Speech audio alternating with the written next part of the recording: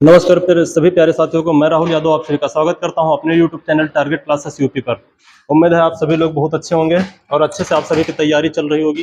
जैसे कि आप सभी को पता है कि हम लोग लगातार यूपी स्पेशल में जिला दर्शन पर रहते हैं। उसके बाद हम लोगों ने उत्तर प्रदेश के प्रमुख लोक नृत्य और घरानों को स्टार्ट किया था। ठीक है, वो क्रम लगातार चलता रहेगा। लेकिन उससे पहले बीच में हमने जो है जहां से ज्यादा क्वेश्चन बनने की संभावना है, जितने बेसिक क्वेश्चन है उसको आज इसी वीडियो में और यहाँ से लगातार क्वेश्चन जो है पूछे जा रहे हैं हर उत्तर प्रदेश के एग्जाम में। ठीक है, तो आज बहुत सारा डाटा है और इसको हम लोग कवर करने का काम करेंगे और बिल्कुल बेसिक से लेकर के हाई लेवल तक की जितनी भी चीजें हैं इस वीडियो में कोशिश की गई कि ज्यादा से ज्यादा कवर किया जाए। बाकी आपका जो जिला दर्शन सीरीज चल रही है तो लगातार चलती रहेगी। ठीक है, तो आइए आज शुरुआत करते हैं। ठीक है, सबसे पहले हम लोग उत्तर प्रदेश के विषय में कुछ चीजें जानेंगे। सबसे पहले हमको पता होना चाहिए कि उत्तर प्रदेश जो है कितने राज्य और कितने केंद्र शासित प्रदेशों के साथ सीमा साझा करता है, ये चीज हमें पता होनी चाहिए। और कितने देशों के साथ अंतरराष्ट्रीय सीमा साझा करता है, तो आइए जानते हैं। तो हमें पता होना चाहिए उत्तर प्रदेश जो है, ठीक है, उत्तर प्रदेश जो है 8 राज्य प्लस एक केंद्र शासित प्रदेश प्लस एक अंतरराष्ट्रीय सीमा बनाता है। ये सारी चीजें हमें पता होना चाहिए। 8 राज्य हैं, एक केंद्र शासित प्रदेश है और एक देश के साथ अंतरराष्ट्रीय सीमा साझा करता है। तो ये जानते हैं कौन कौन से। सबसे पहले हम लोग 8 राज्य जानेंगे कि कौन से 8 राज्य हैं जिनके साथ उत्तर प्रदेश अपनी सीमा साझा करता है। तो सबसे पहला आपका हो जाएगा हिमाचल प्रदेश, दूसरा आपका हो जाएगा उत्तराखंड, तीसरा आपका हो जाएगा हरियाणा, चौथा आपका हो जाएगा बिहार, ठीक है, पांचवा हो जाएगा आपका झारखंड, छठा राजस्थान, हाँ, और सातवां मध्य प्रदेश और आठवां आपका हो जाएगा छत्तीसगढ़। ये 8 राज्य हैं जिनके साथ उत्तर प्रदेश अपनी सीमा साझा करता है। उसके बाद आइए देखते हैं कौन सा राज्य है, कौन सा केंद्र शासित प्रदेश है जिसके साथ उत्तर प्रदेश सीमा साझा करता है। तो आपका केंद्र शासित प्रदेश दिल्ली, राष्ट्रीय राजधानी दिल्ली क्षेत्र है जिसके साथ उत्तर प्रदेश जो है अंतरराष्ट्रीय सीमा बनाता है। तो आपसे पूछेगा कि वह एकमात्र केंद्र शासित प्रदेश जिसके साथ उत्तर प्रदेश अपनी सीमा साझा करता है, तो वह आपका दिल्ली हो जाएगा। कितने राज्यों के साथ सीमा साझा करता है, तो 8 राज्य हो जाएंगे। 8 राज्यों के नाम आपके सामने दिए गए हैं। फिर आपसे पूछेगा कि बताइए उत्तर प्रदेश कितने देशों के साथ अंतरराष्ट्रीय सीमा साझा करता है, तो मात्र एक देश है और वह एक देश है आपका नेपाल। ठीक है, ये सारी चीजें याद रखेंगे आप लोग। हाँ, पिछले अभी पीईटी में पूछा गया था तो उसका आंसर आप सभी को देना है कि जो हमारा नेपाल है उत्तर प्रदेश के कितने जिलों के साथ सीमा साझा करता है। इसका आंसर आप सभी लोग कमेंट में बताएंगे। ये यूपी ट्रिपल एस पीटी में पूछा गया था। ठीक है, तो कुल 8 राज्य और एक केंद्र शासित प्रदेश के साथ उत्तर प्रदेश अपनी सीमा साझा करता है। आइए देखते हैं आगे। उत्तर प्रदेश, ठीक है, सर्वाधिक जनसंख्या वाला राज्य है। अगर पूछा जाए भारत के किस राज्य में सबसे अधिक जनसंख्या निवास करती है, तो वह आपका यूपी हो जाएगा। ये आपको कभी नहीं भूलना चाहिए। ठीक है, फिर आपसे पूछेगा दुनिया में सर्वाधिक आबादी वाला देश का उपखंड कौन सा है, तो वह भी आपका यूपी हो जाएगा। अगर देखा जाए तो दुनिया, यूपी को अगर देखा जाए तो दुनिया का जनसंख्या के आधार पर चौथा देश बन सकता है। ठीक है, ये चीजें आपको पता होनी चाहिए। और क्षेत्रफल के अनुसार चौथे स्थान पर आता है। इसको भी याद रखना है कि अगर पूछा जाए उत्तर प्रदेश जनसंख्या में तो पहले स्थान पर, प्रथम स्थान पर है, और क्षेत्रफल के हिसाब से देखा जाए तो क्षेत्रफल के हिसाब से चौथे स्थान पर आता है अपना उत्तर प्रदेश। आगे दिया गया भारत के कुल क्षेत्रफल का 7.33%।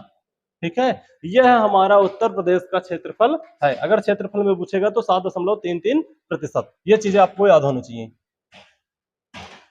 8 राज्य, 8 एक केंद्र शासित प्रदेश दिल्ली के साथ सीमा साझा करता है, ये तो अभी पढ़ा ही आप सभी ने। उत्तर प्रदेश का जो सोनभद्र जिला है, ये कई बार पूछा गया, उत्तर प्रदेश का जो सोनभद्र जिला है यह 4 राज्यों के साथ सीमा साझा करता है।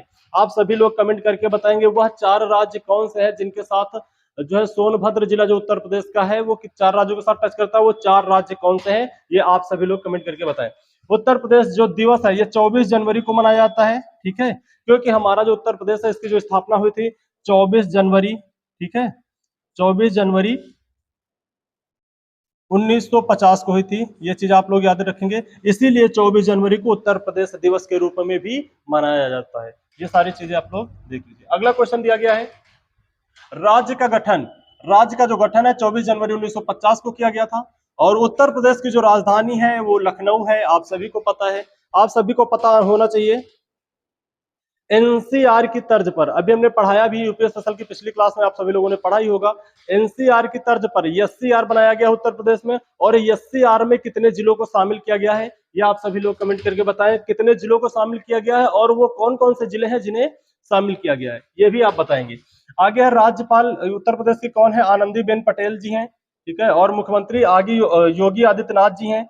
और जिले कितने हैं उत्तर प्रदेश में, तो जिलों की संख्या जो उत्तर प्रदेश में है वो 75 जिले पाए जाते हैं। और लोकसभा सीटें अगर पूछी जाए उत्तर प्रदेश में तो 80 है, ठीक है। यहाँ से लोकसभा सीटें, राज्यसभा सीटें, विधानसभा सीटें ये लगातार पूछता है। तो लोकसभा जो सीटें हैं उत्तर प्रदेश में 80 हैं और राज्यसभा सीटें जो है 31 हैं। ये दोनों याद रखना है, लोकसभा सीटें 80, राज्यसभा सीटें 31। अभी इन्हीं 80 सीटों पर अभी चुनाव हुआ था, ठीक है। अभी यही 80 सीटों पर चुनाव हुआ था और तीसरी बार जो है हमारे प्रधानमंत्री जो है नरेंद्र मोदी जी बने।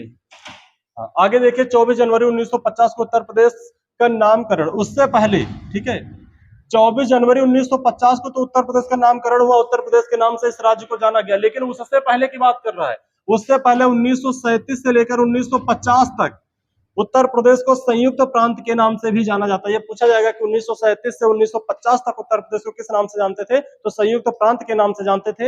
ये चीजें आप लोग याद रखेंगे। अगला है उत्तर प्रदेश में विधानसभा सीटें कितनी हैं, तो उत्तर प्रदेश में विधानसभा की सीटों की जो संख्या है वो 403 है, ठीक है। और विधान परिषद की बात की जाए तो विधान परिषद जो सीटें हैं वो उत्तर प्रदेश में 100 पाई जाती हैं। और क्षेत्रफल, अगर उत्तर प्रदेश का क्षेत्रफल पूछेगा तो आपको याद होना चाहिए 24,09,28 वर्ग किलोमीटर, ठीक है। 2,40,928 किलोमीटर, ये आपको याद रखना है। ये लगातार कई पेपरों में पूछा गया है कि उत्तर प्रदेश का कुल क्षेत्रफल कितना है, तो 2,40,928 वर्ग किलोमीटर। आगे आधिकारिक जो भाषा है उत्तर प्रदेश की आधिकारिक भाषा हिंदी है। अगर द्वितीय आधिकारिक भाषा पूछी जाए तो उर्दू को बनाया गया है। और आपसे पूछेगा कि बताओ उर्दू को जो है द्वितीय राजकीय भाषा का दर्जा कब दिया गया, तो जो 1989 में दिया गया था। ये चीज भी आपको याद रखना है, द्वितीय राजकीय भाषा कौन सी, उर्दू। और इसको जो है राजकीय भाषा का दर्जा कब दिया गया है, तो 1989 में दिया गया है। प्रथम राजकीय भाषा पूछी जाए तो हिंदी है, इसे आपको याद रखना है। और एक आंसर आपको बताना है कि हिंदी को राजकीय भाषा का दर्जा कब प्राप्त हुआ है, इसका आंसर आप सभी लोग जरूर बताएं। अगला है उच्च न्यायालय इलाहाबाद है, ठीक है। उत्तर प्रदेश का जो उच्च न्यायालय है ये इलाहाबाद में है। और अब इलाहाबाद का नाम बदल करके प्रयागराज हो गया, आप सभी को पता है। हाँ, और इसके जो खंडपीठ है, अगर पूछा जाए खंडपीठ या बेंच जो पूछा जाता है, तो हमारे जो हाई कोर्ट है इलाहाबाद में, उस हाई कोर्ट की जो खंडपीठ है वो लखनऊ में बनाई गई है। आप सभी लोग बताएंगे इसकी खंडपीठ लखनऊ में क्यों बनाई गई है, क्योंकि अगर पूर्वांचल वालों को देखा जाए तो पूर्वांचल वाले जिलों से जो लोग रहते हैं वहां से इलाहाबाद आने जाने में कोई दिक्कत नहीं, आसानी है। लेकिन अगर पश्चिम की साइड में देखा जाए, नोएडा, गाजियाबाद, इधर से अगर लोगों को देखा जाए तो बहुत दूरी पर पड़ जाता है। इसलिए इसके जो खंडपीठ है वो राजधानी लखनऊ में बनाई गई है, ताकि इधर वाले लोगों को भी आने जाने में आसानी हो सके। तो दोनों याद रखना, जो है हाई कोर्ट कहाँ पर है, प्रयागराज में है। और अगर पूछ लिया इसकी जो बेंच है या खंडपीठ है कहाँ पर है, लखनऊ में। उत्तर प्रदेश की साक्षरता दर कितनी है, 67.68%, इसे याद रखना है। और फिर लिंगानुपात पूछेगा, ये सब 2011 की जनगणना के अनुसार है। तो लिंगानुपात आपको याद होना चाहिए 1000 पर 912 महिलाएं, ठीक है। 912 आपको याद रखना है, उत्तर प्रदेश का लिंगानुपात है। और जनसंख्या घनत्व की बात की जाए तो 829 व्यक्ति प्रति वर्ग किलोमीटर इसका जो है जनसंख्या घनत्व है उत्तर प्रदेश का, ठीक है। अगला है राजकीय चिन्ह है उत्तर प्रदेश के, आपको पता होना चाहिए उत्तर प्रदेश का जो राजकीय पशु है वो कौन सा है, बारहसिंघा है। और राजकीय पक्षी आपका सारस, ठीक है। और फूल जो है राजकीय फूल पूछा जाएगा तो पलाश या टेसू। और अगर आपसे पूछा जाए उत्तर प्रदेश का राजकीय वृक्ष क्या है, तो आपका राजकीय वृक्ष जो है अशोक हो जाएगा। और राजकीय खेल उत्तर प्रदेश का पूछा जाएगा तो हॉकी हो जाएगा। और राजकीय फल पूछा जाएगा तो आम हो जाएगा। और राजकीय मिठाई आपकी जलेबी हो जाएगी। भाई साहब आपको पता होना चाहिए सारे के सारे राजकीय चिन्ह जितने भी हैं, आपको मिठाई जरूर याद रखना जलेबी है, क्योंकि आपका जो दिमाग है वो छेने की तरफ जल्दी जाता है। तो आपको राजकीय मिठाई जरूर याद रखना है कि राजकीय मिठाई क्या है, जलेबी। आगे है प्रमुख हवाई अड्डे जो फेमस है उत्तर प्रदेश के हवाई अड्डे, एक नजर इन पर भी डाल लेते हैं। चौधरी चरण सिंह अंतरराष्ट्रीय हवाई अड्डा कहां पर है, अमौसी लखनऊ के अंदर पाया जाता है। फिर आपसे पूछेगा लाल बहादुर शास्त्री अंतरराष्ट्रीय हवाई अड्डा उत्तर प्रदेश में कहां पर है, तो बाबतपुर वाराणसी के अंदर स्थित है। फिर आपसे पूछेगा कुशीनगर अंतरराष्ट्रीय जो हवाई अड्डा ये कहां पर है, तो कुशीनगर के ही अंदर है, नाम से ही मैच करा। फिर है चकेरी हवाई अड्डा, ये कानपुर में पाया जो है, कानपुर में है चकेरी हवाई अड्डा। ये सारे जो हवाई अड्डे हैं ये पूछे जाते हैं। चौधरी चरण सिंह कहां पर है, लाल बहादुर शास्त्री कहां पर है, कुशीनगर कहां पर है, चकेरी कहां पर है, ये सारी चीजें आप लोग याद रखना है। एक है बमरौली हवाई अड्डा, प्रयागराज इलाहाबाद में स्थित है, ठीक है। आइए आगे देखते हैं। हाँ, प्रमुख रेलवे जोन जो है उत्तर प्रदेश में जितने रेलवे जोन पड़ते हैं उनको देखते हैं। एक है हमारे यहाँ पड़ता है उत्तर मध्य रेलवे, और उत्तर जो मध्य रेलवे इसका जो हेडक्वार्टर है वो इलाहाबाद के अंदर है, और उत्तर पूर्वी रेलवे का जो हेडक्वार्टर है वो गोरखपुर के अंदर पाया जाता है। ये जो है दो प्रमुख रेलवे जोन है, इनको याद रखना, उत्तर मध्य रेलवे इलाहाबाद और उत्तर पूर्व रेलवे गोरखपुर। ठीक है, अगला है प्रमुख शहर। उत्तर प्रदेश के कुछ प्रमुख शहर हैं, भव्य शहर है, इनके विषय में कुछ जानेंगे। सबसे पहला है लखनऊ, जो उत्तर प्रदेश की राजधानी है। आपसे पूछेगा कि लखनऊ किस नदी के किनारे स्थित है, तो गोमती नदी के किनारे स्थित है। और लखनऊ का उपनाम पूछेगा, ठीक है, तो आपको होना चाहिए, याद होना चाहिए, नवाबों का शहर बोला जाता है, गोल्डन सिटी ऑफ इंडिया भी बोला जाता है, और क्या बोला जाता है, और आप सभी लोग बताएंगे, आम की नगरी भी बोला जाता है। ठीक है ना, ये सारी चीजें आप लोग याद रखेंगे। और भारत की पहली पैरा बैडमिंटन एकेडमी लखनऊ में स्थापित की गई है, जरूर याद रखना, पूछा जाएगा कि भारत की पहली पैरा बैडमिंटन एकेडमी कहां स्थापित की गई है, वो उत्तर प्रदेश की राजधानी लखनऊ के अंदर स्थापित की गई थी। अगला है रक्षा मंत्री राजनाथ सिंह ने, रक्षा मंत्री राजनाथ सिंह ने लखनऊ में जो है ब्रह्मोस विनिर्माण केंद्र आधारशिला रखी। ठीक है, जो ब्रह्मोस मिसाइल है उसकी जो, ठीक है, ब्रह्मोस मिसाइल की जो विनिर्माण केंद्र की आधारशिला रखी गई है लखनऊ के अंदर, तो पूछा जाएगा किसके द्वारा रखी गई है, तो रक्षा मंत्री राजनाथ सिंह के द्वारा रखी गई है। अगला है प्राचीन काल में लखनऊ को अवध क्षेत्र की राजधानी भी कहा जाता था। अवध के नाम से ही लखनऊ वाला क्षेत्र, लखनऊ फैजाबाद जिसे आज अयोध्या के नाम से जानते हैं, ये सारा जो है अयोध्या के नाम से ही फेमस था। फिर आपसे पूछा जाएगा बड़ा इमाम बाड़ा। बड़ा इमाम बाड़ा जो है अवध के नवाब आसफ उद्दौला के द्वारा 1774 में बनवाया गया था। सबसे पहले याद रखना किसके द्वारा बनवाया गया था, आसफ उद्दौला के द्वारा बनवाया गया था। कब बनवाया गया था, तो 1784 में बनवाया गया। या ये पूछेगा आपसे कि बड़ा इमाम बाड़ा कहाँ पड़ता है, तो लखनऊ के अंदर पड़ता है, लखनऊ के अंदर स्थित है। ये चीजें आप एकदम जो है क्लियर याद रखिएगा, बिल्कुल बेसिक चीजें हैं, यहाँ से तो जरूर ही पूछा जाता है, और बेसिक चीजें तो आपके दिमाग में 24 घंटे रटी होनी चाहिए। अगर ये भी आप गलत करके आ रहे हैं तो ये मान के चलिए कि जो पीडीएफ है फाइनल सिलेक्शन की जो लिस्ट है उससे आप बाहर हो जाएंगे, इसलिए बेसिक चीजें आप जरूर याद रखना है।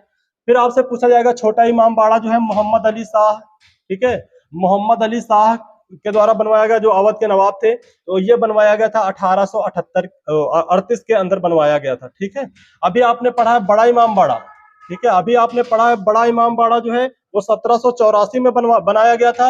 अब आपको याद होना चाहिए छोटा जो इमाम बाड़ा है वो 1838 के अंदर बनवाया गया है। फिर आपसे पूछा जाएगा रूमी दरवाजा, ये कई बार पूछा गया है। रूमी दरवाजे का निर्माण जो होता है वो 1784 में नवाब आसफुद्दौला के द्वारा किया जाता है। ठीक है, इनके सन जरूर याद रखना, इनके सन लगातार पूछ रहा है। वो जमाना बीत गया जब पूछता था कि रूमी दरवाजा कहाँ स्थित है, बड़ा इमाम बाड़ा कहाँ स्थित है, छोटा इमाम बाड़ा कहाँ स्थित है।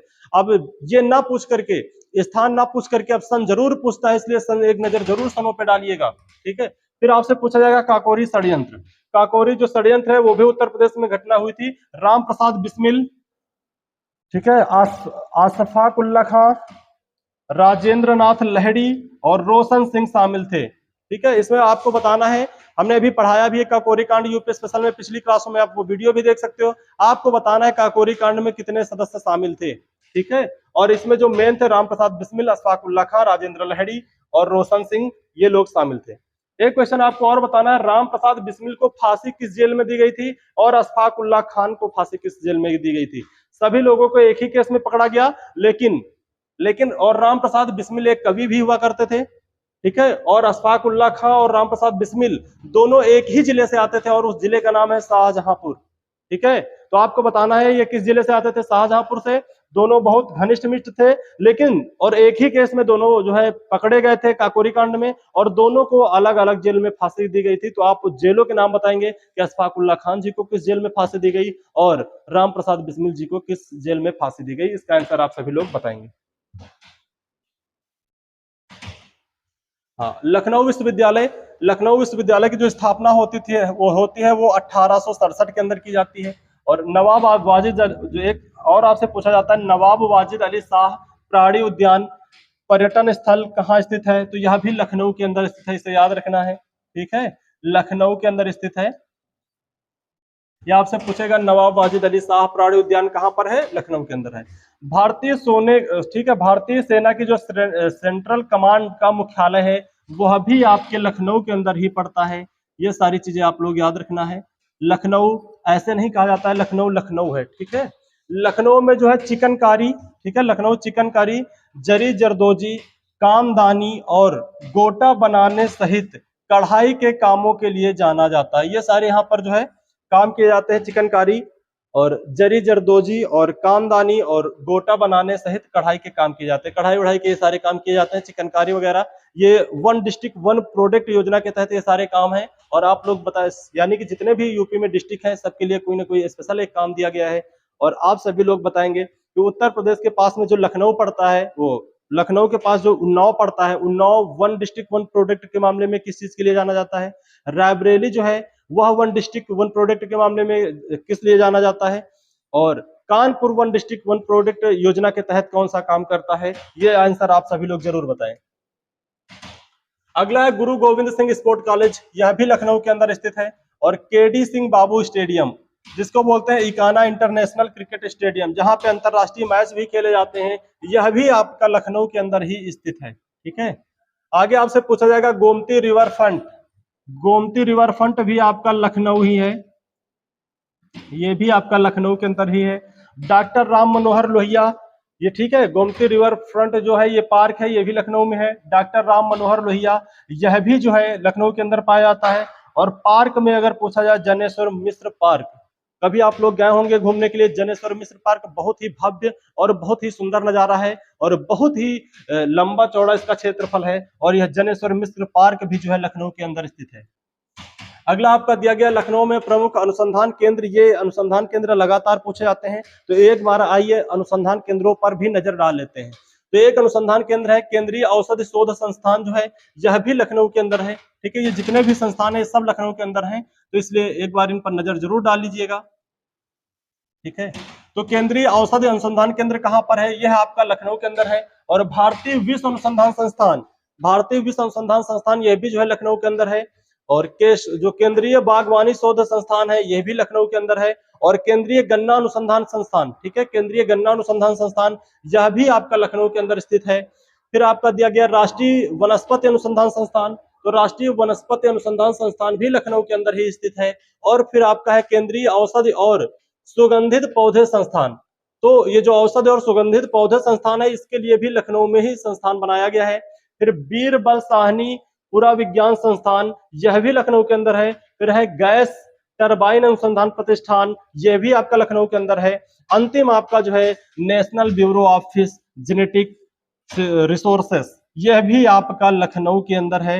ये सारी चीजें एक बार आप सभी लोग जरूर देख लेंगे, क्योंकि अंतरराष्ट्रीय अनुसंधान संस्थान है। ठीक है, भारत के प्रथम है और भारत के इकलौते संस्थान है, इसलिए इन सभी जो है जितने भी संस्थान दिए गए इन पर एक नजर जरूर डाल लीजिएगा। एक बार इनकी स्क्रीनशॉट अगर लेना चाहो तो स्क्रीनशॉट भी आप ले सकते हो। ठीक है, और इनको एक बार जरूर देख कर जाइएगा, क्योंकि एक अनुसंधान संस्थान तो जरूर ही पूछा जाएगा, ये 100% तय है कि एक जरूर पूछा जाएगा। इस बार भी पूछा गया था, ये आप सभी को पता है। जितने लोग 17 और 18 फरवरी को जो एग्जाम में बैठे थे उत्तर प्रदेश पुलिस में, हर शिफ्ट में एक अनुसंधान संस्थान आया था। ठीक है, तो आज के लिए बस इतना ही, और मिलते हैं फिर हम लोग नेक्स्ट क्लास में। जय हिंद, जय भारत।